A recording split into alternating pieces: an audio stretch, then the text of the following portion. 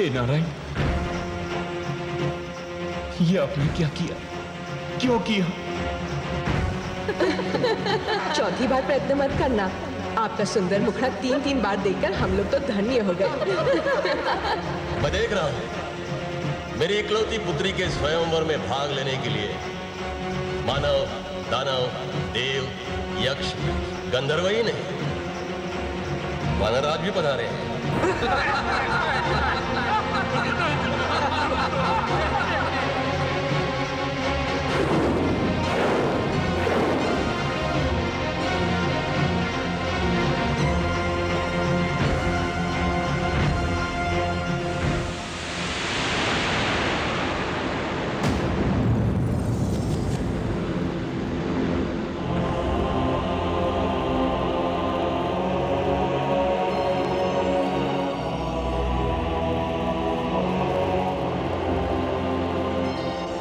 कमल नयन देवर्षि आ रहे हैं। ज्वालामुखी फटने ही वाला है। बहुत क्रोधित दिखाई दे रहे हैं।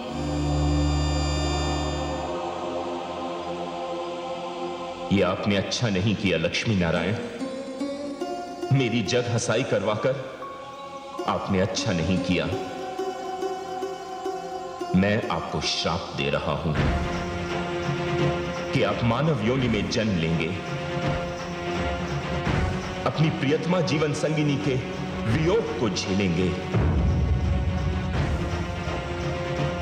और मुझे जो रूप देकर आपने मेरी जग हंसाई करवाई है, उसी रूप को रखने वाले लोगों से आपको सहयोग और सहायता की भीख मांगनी होगी।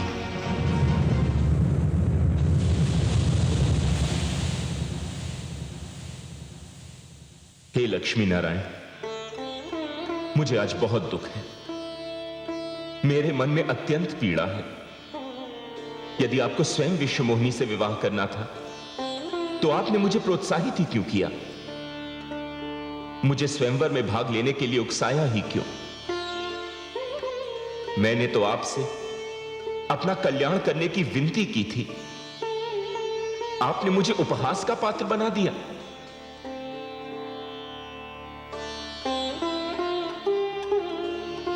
माते, माते, आप कुछ कह क्यों नहीं रही हैं? अपने पुत्र के अपमान पर आप कुछ बोल क्यों नहीं रही हैं माते?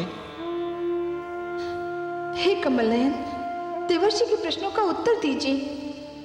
मुझसे इनका दुख देखा नहीं जाता। ये मुझे अत्यंत प्रिय हैं।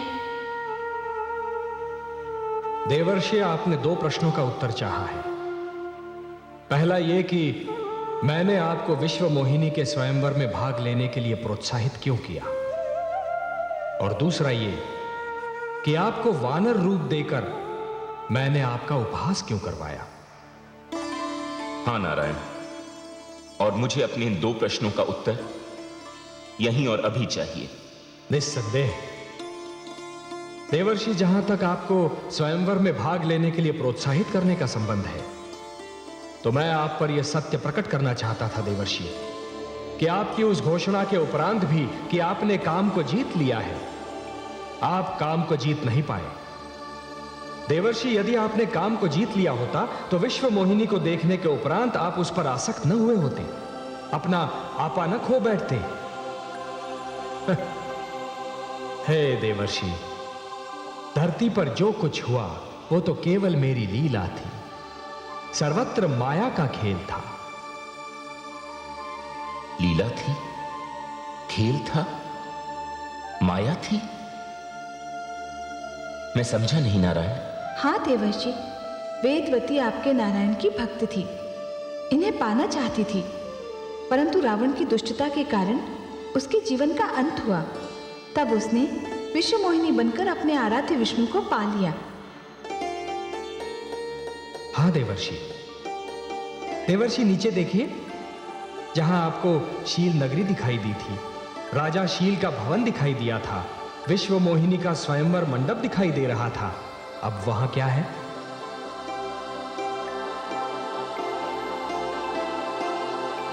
किंतु हे लक्ष्मी नारायण, मुझे वानर रूप देकर मेरा उपहास करने की क्या आवश्यकता थी? देवर्षि, मैं तो केवल आपको यह बताना चाहता था कि जब किसी व्यक्ति के मन में अहंकार डेरा जमा लेता है तो उसका अच्छा भला रूप भी बिगड़ जाता है। देवर्षि, जब अहंकारी व्यक्ति अहंकार के मद में चूर सिर उठाए और छाती फुलाकर चलने लगता है तो यह भूल जाता है कि उसकी उस चाल और मुद्रा को देखकर बुद्धिमान व्यक्तियों को हंसी आती है।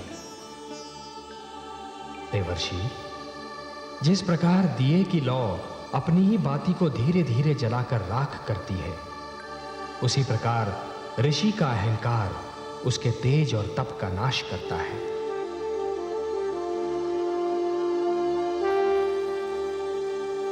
हे ब्रह्मापुत्र, मैं आपके तेज और तप को अहंकार की अग्नि से बचाना चाहता था। वो आपका उपहास नहीं था।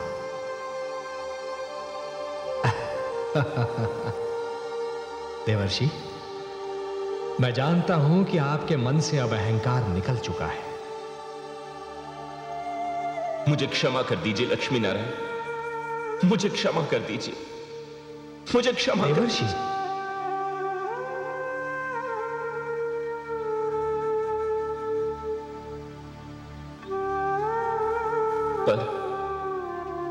पर यह तो बहुत बुरा हुआ।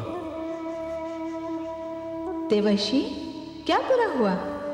माते, मैंने अपने उपहास के आवेश में आकर नारायण को मानव योनि में जन्म लेने, पत्नी के वियोग को झेलने और वानरों से सहायता लेने का श्राप दे दिया। अब मैं क्या करूं? अब मैं क्या करूं नारायण? देवर्षि, आपका यह शाप सिर आंखों पर, और आपके इस शाप का एक अंश तो अतिशीघ्र रंग लाएगा। रावण के अत्याचार बढ़ते जा रहे हैं, मानवता कराह रही है देवर्षि, और मानवता की कराह को मैं अनसुना नहीं कर सकता। और देवर्षि, यह भी तो संभव है कि आपके इस शाप में भी मानव कल्याण का महान उद्देश्य निहित हो। देवर्षि के शाप से मैं भी तो मुक्त नहीं हूं कमल नयन। महादेवी, हम दोनों को धरती पर जाना होगा। देवर्षि के शाप के कारण मुझे रघुकुल जाना होगा, और आपका भी मिथिला नगरी में जाना निश्चित है। महादेवी, आप महाराज शीरध्वज के घर जन्म लेंगी। महाराज शीरध्वज के घर? कौन महाराज शीरध्वज कमल नयन? महादेवी, मिथिला के नरेश राजा जनक का वास्तविक नाम है शीरध्वज। उनके वंश के हर राजा को विदेह या जनक कहकर पुकारा जाता है, क्योंकि उनका आदि पुरुष एक मृतक की देह से जन्मा था। मृतक की देह से? ऐसी विचित्र बात कहकर आपने मेरी उत्सुकता बढ़ा दी है। भला मृतक की देह से कोई जीवित कैसे जन्म ले सकता है? महादेवी, अच्छा होगा कि जिस वंश में आप जन्म लेने वाली हैं उसके विषय में सब कुछ जान लें। मैं जानने के लिए उतावली हो रही हूँ कमल नयन। बहुत पहले एक राजा निमि हुआ करते थे, जो बहुत ज्ञानी, विद्वान और प्रतापी थे। एक बार उन्होंने राजसूय यज्ञ करने का निर्णय लिया महादेवी, और उन्होंने अपने कुलगुरु ऋषि वशिष्ठ को पौरोहित्य के लिए आमंत्रित किया।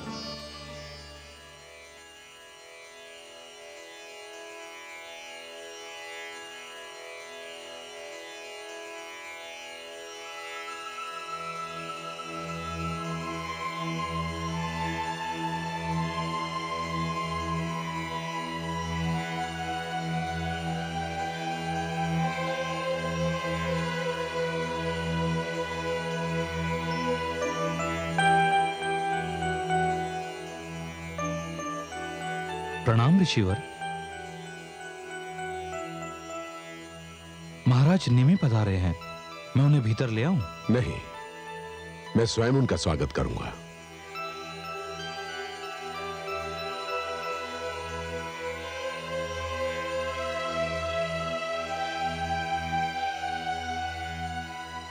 आपका स्वागत है महाराज निमि। प्रणाम गुरुदेव।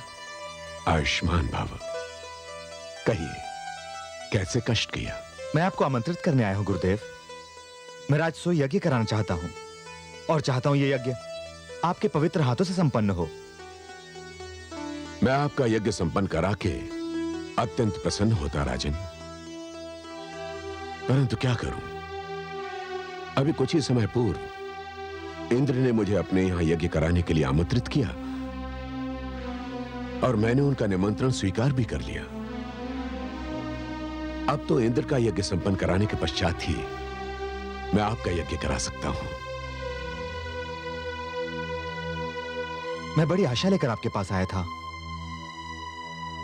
आपको निराश करते हुए मुझे बड़ा दुख हो रहा है राजन, परंतु क्या करूं, विवशता है। हाँ, इंद्र का यज्ञ संपन्न कराने के पश्चात मैं आपका यज्ञ अवश्य करूंगा।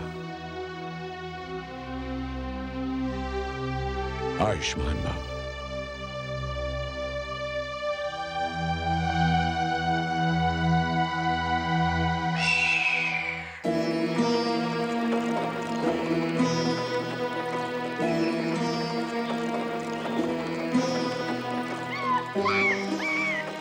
क्या करूं?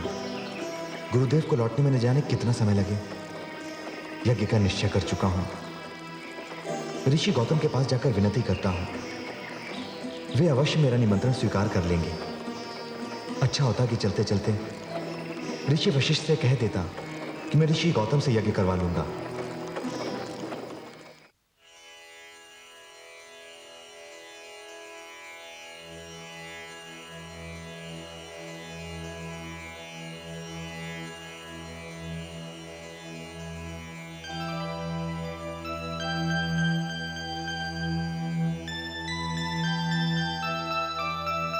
प्रणाम ऋषिदेव। मैं मिथिला नरेश, महाराज निमि हूं ऋषिवर। तेजस्वी भव। हे महाराज, आपको कौन नहीं जानता, किंतु आपको अपने आश्रम में देखकर हमें आश्चर्य अवश्य हो रहा है। मैं आपको कष्ट देने आया हूं। आपका स्वागत है। कहिए, कैसा कष्ट? हे पूजनीय ऋषिवर, मैंने अपने राज्य में यज्ञ कराने का निश्चय किया है। मेरी इच्छा है कि यह यज्ञ आप स्वयं संपन्न करें। मैं आपको निमंत्रण देने आया हूं। मेरा निमंत्रण स्वीकार करके मुझे कृतार्थ करें, आपकी अनुकंपा होगी। मुझे आपका निमंत्रण स्वीकार है। आपका यज्ञ मैं अवश्य संपन्न करूंगा। प्रणाम ऋषिवर।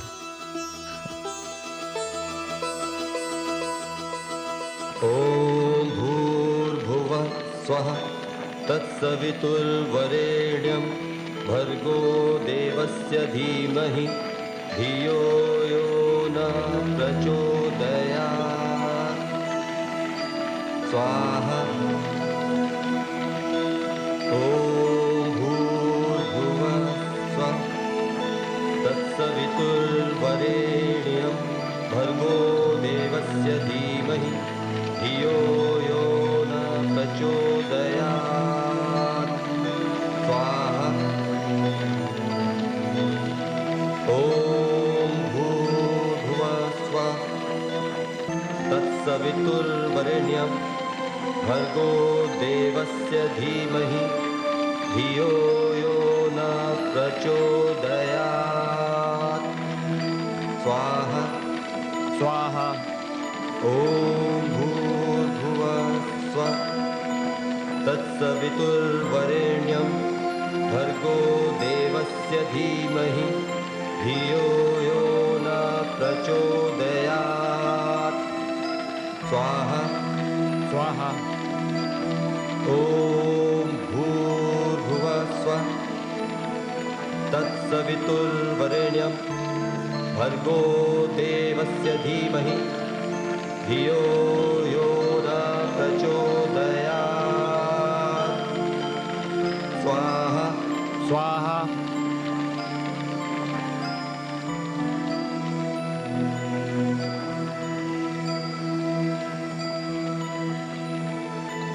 हे राजन, आपका यज्ञ संपन्न हुआ। बधाई हो।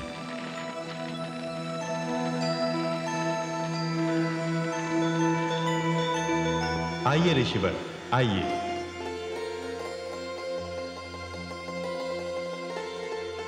हे ऋषिवर, मेरा यज्ञ संपन्न करवा के मेरा पुरोहित बनकर आपने मुझ पर जो उपकार किया है उसे मैं सदैव स्मरण रखूंगा। इसमें उपकार कैसा देवराज? यज्ञ करना और करवाना तो हमारा धर्म है, कर्तव्य है। आपके निमंत्रण पर यज्ञ करवाकर और उसे संपन्न करवाकर मुझे अत्यंत प्रसन्नता हुई। परंतु पृथ्वी पर महाराज नेमी मेरी प्रतीक्षा कर रहे होंगे। उन्होंने भी मुझे यज्ञ के लिए आमंत्रित किया है।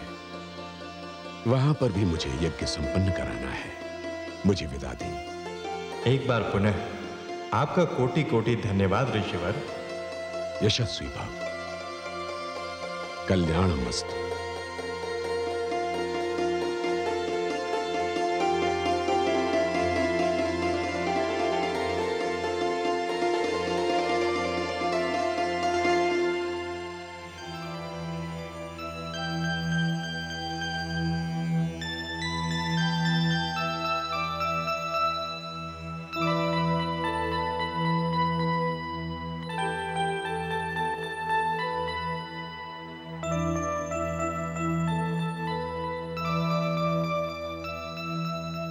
प्रणाम ऋषिवर।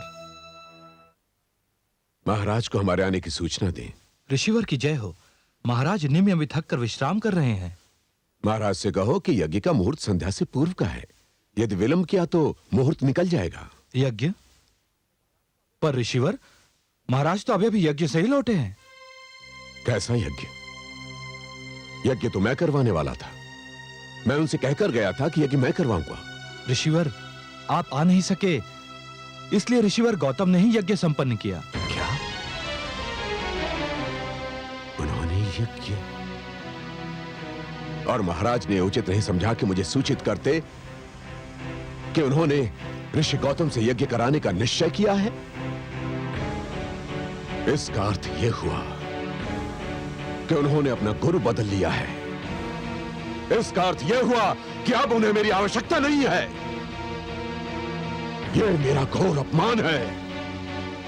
जाओ, जाकर अपने महाराज से कह दो कि आज के यज्ञ का उन्हें कोई फल नहीं मिलेगा। और मैं वशिष्ठ उन्हें शाप देता हूं कि आज संध्या से पूर्व ही उनकी आत्मा उनका शरीर त्याग देगी। ऋषिवर! ऋषिवर! महाराज! महाराज! महाराज! महाराज! क्या हुआ? चिल्लाकर मेरी निद्रा क्यों भंग कर दी? महाराज, अनर्थ हो गया महाराज। क्या हुआ? गुरुदेव वशिष्ठ पधारे थे महाराज। क्या? गुरुदेव पधारे थे? जी। कहाँ है वो? वो तो चले गए। मैंने उनसे कहा कि आप विश्राम कर रहे हैं तो वो... मूर्ख! ये तूने क्या किया? क्या कहा उन्होंने? उन्होंने मूर्ख! क्या कहा उन्होंने? उन्होंने आपको शाप दे दिया महाराज। शाप दे दिया? क्या शाप दे दिया? उन्होंने कहा कि आज संध्या ढलने से पूर्व आपकी आत्मा आपका शरीर त्याग देगी महाराज। गुरुदेव! गुरुदेव! द्वारपाल, राजवैद्य को बुलाओ। महाराज! महाराज! महाराज! महाराज! महाराज! देखिए ना महाराज को क्या हो गया।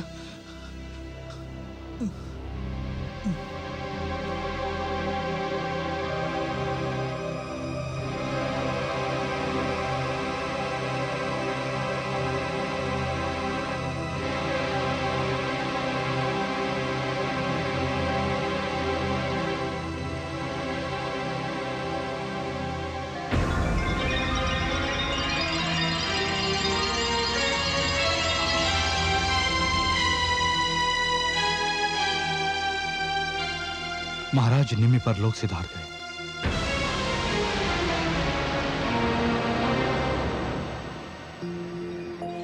और इस प्रकार ऋषि वशिष्ठ के क्रोध और शाप के कारण राजा निमि का देहांत हो गया। दुख तो यह था महादेवी कि राजा निमि बिना संतान के थे। उनके उपरांत उनके कुल का अंत निश्चित था। उत्तराधिकारी के बिना उनका विशाल राज्य सूना रह गया। पर महादेवी, ऋषि गौतम ने सप्त ऋषियों से सहायता मांगी और उन सब ने मिलकर राजा निमि की मृतदेह से संतान प्राप्ति का अभियान आरंभ कर दिया।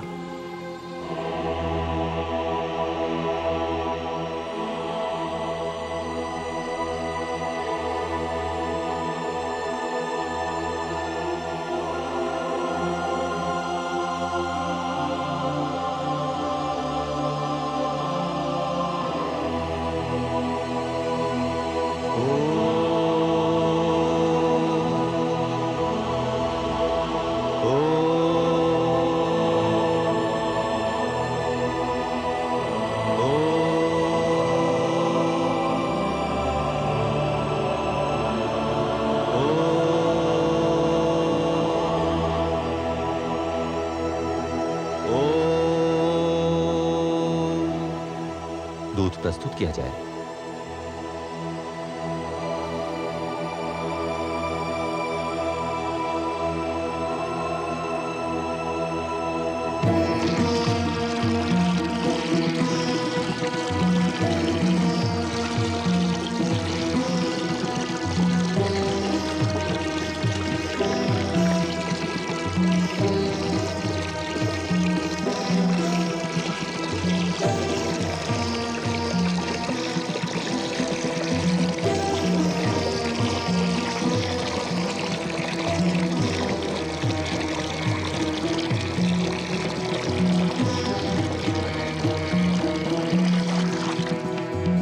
मथना आरंभ किया जाए।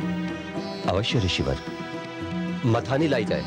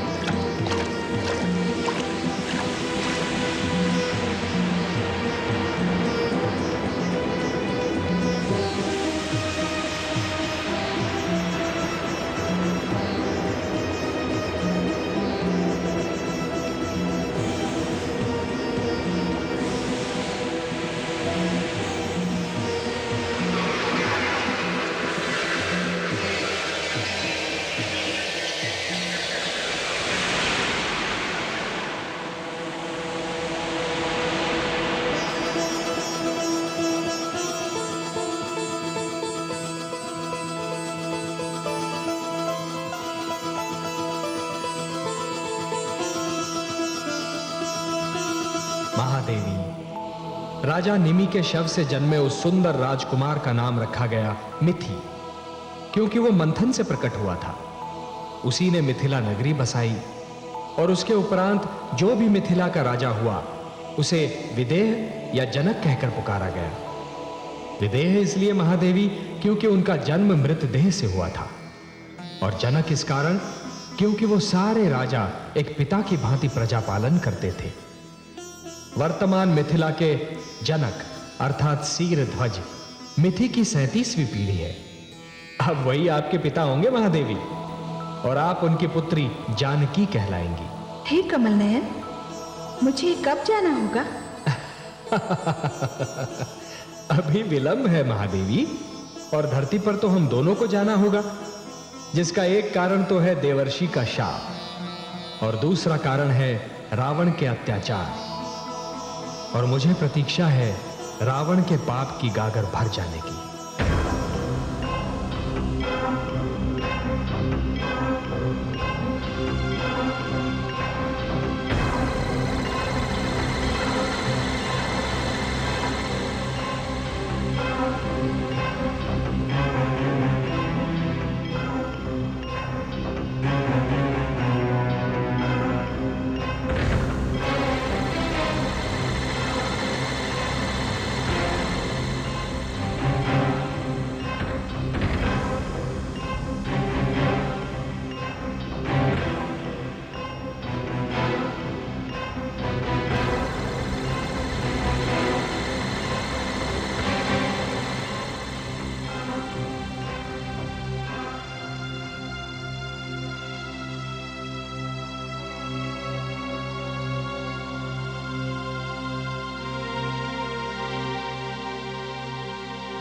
लंकेश की जय हो।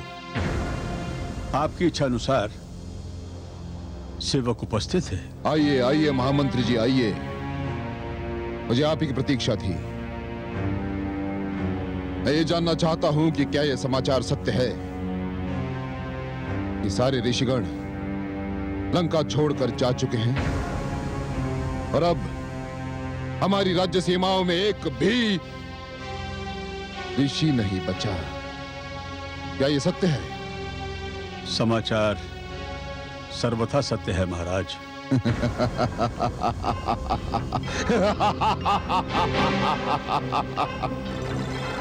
हम प्रसन्न हुए महामंत्री जी, अति प्रसन्न। इसका अर्थ यह हुआ कि अब हमारी राज्य सीमाओं में उस छलिए का कोई नाम लेवा नहीं रहा जिसे ऋषि, पालनहार, नारायण और न जाने क्या क्या कहकर पुकारते हैं।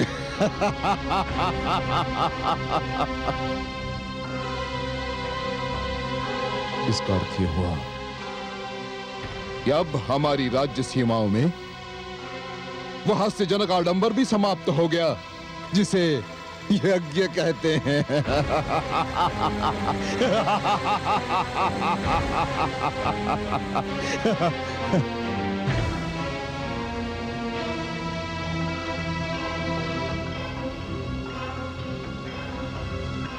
आप चुप क्यों हैं महामंत्री जी? इसलिए कि यह समाचार सर्वथा सत्य नहीं है। इसमें संशय नहीं है महाराज कि ऋषिगण लंकेश की राज सीमाओं से दूर चले गए हैं, किंतु यज्ञ चलित अवस्था में है, इस समय भी हो रहा है।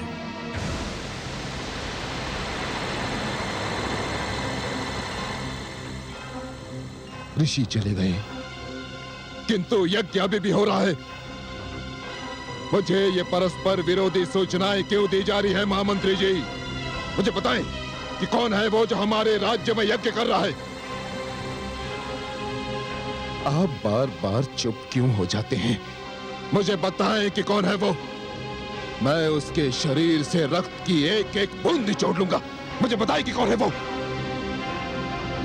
मुझ में उसके नाम की घोषणा करने का साहस नहीं है महाराज। क्यों? क्योंकि उसका आपके साथ रक्त का संबंध है महाराज। पहेलियां ना बुझाए महामंत्री जी। अब मुझे बताएं कि कौन है वो। वह कोई और नहीं महाराज, आपके अनुज हैं।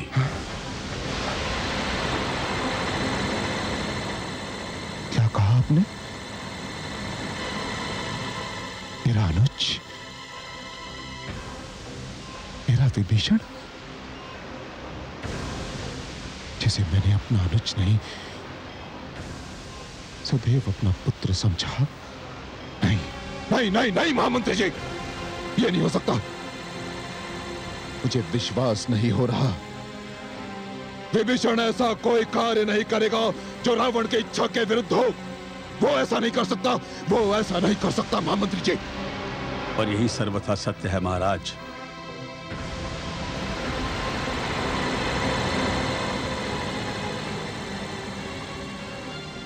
कहाँ है वो? अपनी यज्ञशाला में।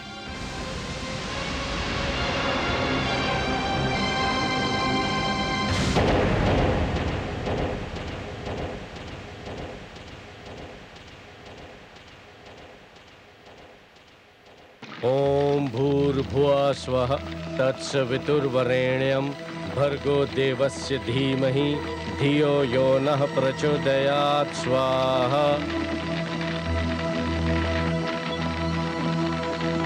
ओम नमो भगवते वासुदेवाय। ओम नमो भगवते वासुदेवाय। ओम नमो भगवते वासुदेवाय। ओम नमो भगवते वासुदेवाय। ओम नमो भगवते वासुदेवाय। ओम नमो भगवते वासुदेवाय। ओम नमो भगवते वासुदेवाय। ओम नमो भगवते वासुदेवाय। ओम नमो भगवते वासुदेवाय। ओम नमो भगवते वासुदेवाय। ओम नमो भगवते वासुदेवाय। ओम नमो भगवते वासुदेवाय। ओम नमो भगवते वासुदेवाय। ओम नमो भगवते वासुदेवाय। ओम नमो भगवते वासुदेवाय। ओम नमो भगवते वासुदेवाय। ओम नमो भगवते वासुदेवाय। ओम नमो भगवते वासुदेवाय।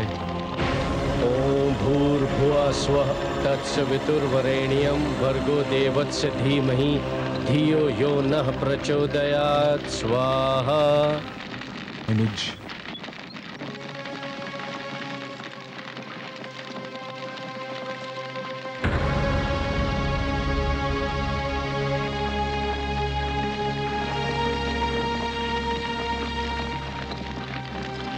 प्रणाम भ्राताश्री।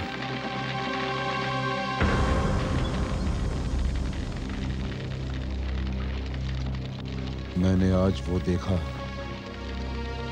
जो कभी सोचा भी नहीं था कि मेरा अनुज, मेरा विभीषण जो जानता है कि मैं विष्णु से कितनी घृणा करता हूं, जो जानता है कि मुझे विष्णु के यज्ञ से कितना बैर है, वो विभीषण विष्णु का यज्ञ कर रहा है, वो भी रात के अंधेरे में सबसे छिपकर। क्यों? भ्राताश्री, मैं तो ये सब दिन के उजाले में सबके सामने इसलिए नहीं करता कि कहीं प्रजा ये न समझे कि लंकापति के घर में ही उनके आदेश की अवहेलना हो रही है। तो ये नहीं हो रही? क्या ये सत्य नहीं कि मेरा अनुज मेरे पिता के रक्त का भागीदार मेरा आदेश ठुकरा रहा है? मुझे आज ज्ञात हुआ कि मैं जिस अनुज से पुत्र की भांति स्नेह रखता था, उसके मन में मेरे लिए कोई आदर नहीं, कोई स्नेह नहीं। नहीं भ्राताश्री, ऐसा न कहें। आप भली भांति जानते हैं कि मैं आपको पिता समान समझता हूं। आप जब चाहे मेरे स्नेह की परीक्षा ले सकते हैं। जब चाहे क्यों विभीषण? मैं आज, अभी और इस क्षण तुम्हारी परीक्षा लूंगा। मैं देखूंगा कि तुम्हारे मन में मेरे लिए कितना आदर है, कितना स्नेह है। कहो, स्वीकार है तुम्हें? आज्ञा दीजिए भ्राताश्री। तो मुझे वचन दो कि आज से, इस क्षण से तुम यज्ञ करना छोड़ दोगे। मैं वचन देता हूं भ्राताश्री, किंतु आज्ञा हो तो एक बात पूछूं? पूछो, अवश्य पूछो। भ्राताश्री, जब हम दोनों छोटे छोटे बालक थे तो पिताश्री आपसे यज्ञ में जाने के लिए कहते थे और माताश्री आपको जाने से रोक देती थी। तो आप स्वयं मुझसे कहते थे कि आपके स्थान पर मैं जाऊं, यज्ञ में भाग लूं, और आज आप। उस समय की बात कुछ और थी विभीषण, क्योंकि उस समय मुझे ज्ञात नहीं था कि विष्णु में कितने दोष हैं, विष्णु यज्ञ में कितने दोष हैं, क्योंकि उस समय मैं बालक था, छोटा था। किंतु अब मैं सब कुछ जान चुका हूं, सब कुछ जान चुका हूं मैं। क्या जान चुके हैं आप भ्राताश्री? यही कि विष्णु कितना कपटी है, कितना धूर्त है, कितना दुष्ट है। हे ईश्वर, वो मेरा और मैं उसका विरोधी हूं। यदि तुम सत्य कह रहे हो कि तुम मेरा आदर करते हो, तो फिर आज से तुम्हें उसका विरोध करना होगा विभीषण। आज से यज्ञ बंद करना होगा। मैं आपको वचन दे चुका हूं कि आपकी आज्ञा का पालन करूंगा। अब मैं यज्ञ नहीं करूंगा।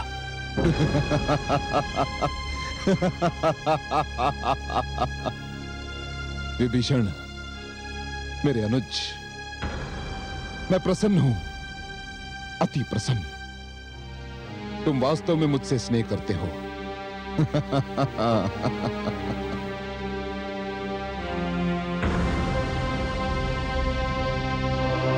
मैं आपसे बहुत स्नेह करता हूं भ्राताश्री। मेरे शरीर पर तो आप अंकुश लगा सकते हैं, किंतु मैं अपनी आत्मा का क्या करूं? वो तो विष्णु के रंग में रंग चुकी है।